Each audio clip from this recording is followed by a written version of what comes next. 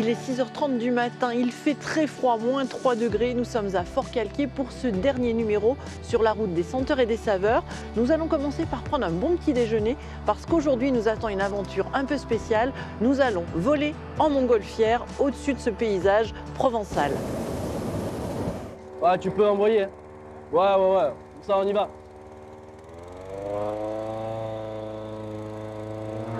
Donc voilà.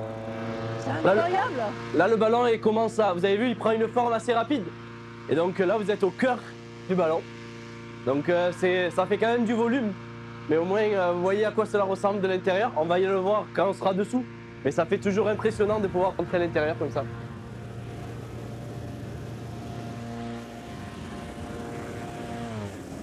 Maintenant que vous êtes à bord, veuillez rester à bord tout le long du voyage. Sans quoi, si vous descendez, bien évidemment, ça peut être dangereux pour vous et pour nous. On va perdre du poids et donc on risque de repartir sans vous.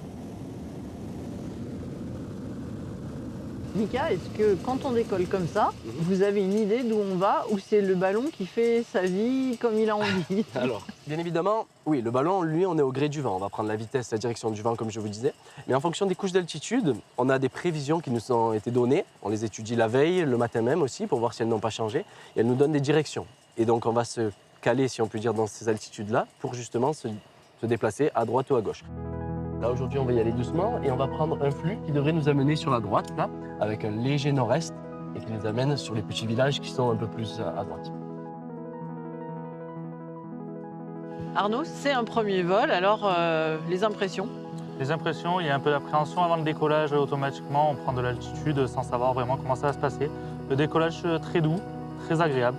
On prend de l'altitude doucement, on profite du paysage.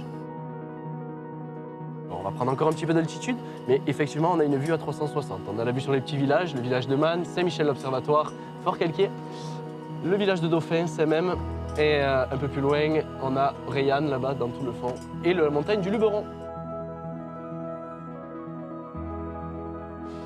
Donc on est en l'air à peu près depuis une demi-heure, un vol tranquille, agréable. Franchement, on oublie complètement qu'on a eu froid le matin. On profite du paysage, on voit les montagnes, on voit les villages qu'on connaît bien, mais on a vraiment une vision différente. Ben, ça vaut le coup. Ouais, Mika pour Kevin, pour info, 1900 mètres, 20 km/h au cap 300, direction Liman.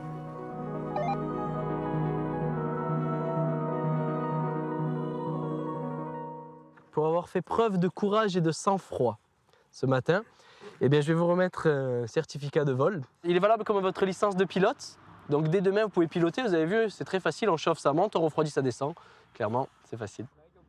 Ce vol en montgolfière clôt notre série sur la route des senteurs et des saveurs. J'espère que vous aurez apprécié ce voyage avec nous et que cela vous donnera envie de découvrir ce territoire.